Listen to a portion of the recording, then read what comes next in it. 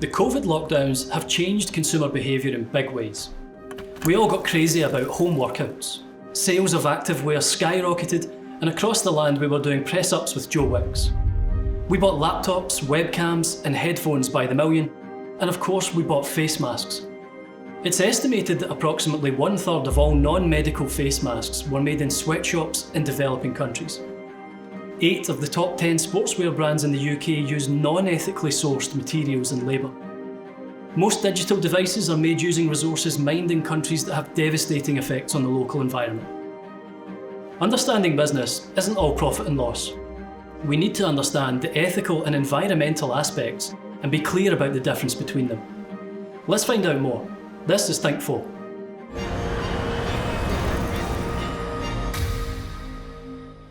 In higher business, you may see questions on ways in which organisations can operate ethically or in an environmentally friendly manner.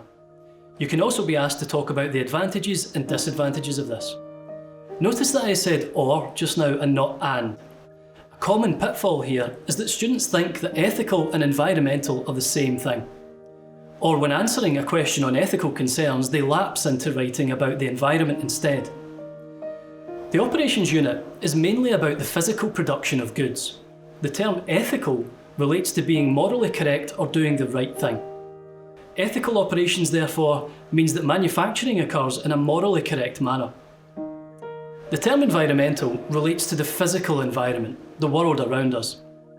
The term environmental operations, then, relates to manufacturing in a way which does not pollute the earth. Unfortunately, a simple Google search shows many examples of businesses that have acted in an unethical manner at some point. Adidas, Tesco, Ralph Lauren, even Marks & Spencer. So what constitutes unethical behaviour? This can be something like testing cosmetics on animals, but the more high-profile issue you're likely to have heard of is exploitation of cheap labour, sometimes referred to as sweatshops.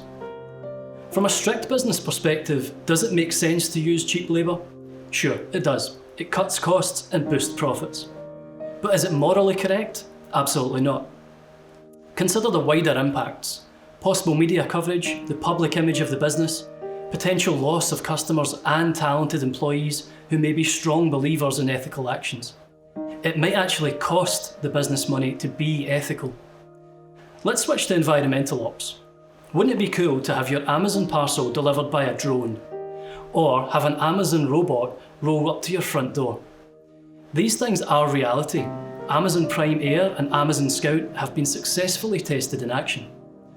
This means your Amazon parcel is not delivered by a diesel-powered van, so it's a cleaner method, better for the environment. An attractive proposition. But again, let's remember that you may be expected to highlight possible disadvantages too.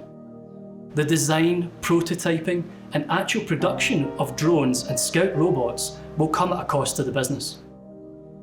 There are many ways that modern-day businesses can operate environmentally friendly, from recycling and using renewable energies to simply minimising the use of packaging, especially plastic. If you really want to aim high when answering a question like this, imagine a business has a factory covered in solar panels, which actually generate more energy than the factory needs. What can the business do with this excess energy? Big energy firms may actually buy it from the business, thereby boosting their income. Companies can choose to be more ethical and environmental, but both have an impact on their business model. Next time there's a consumer rush for home workout wear, face masks, or something different, find time to reflect what this means beyond these businesses. Understanding this might just present a business opportunity for you. Thanks for watching. This was Think 4.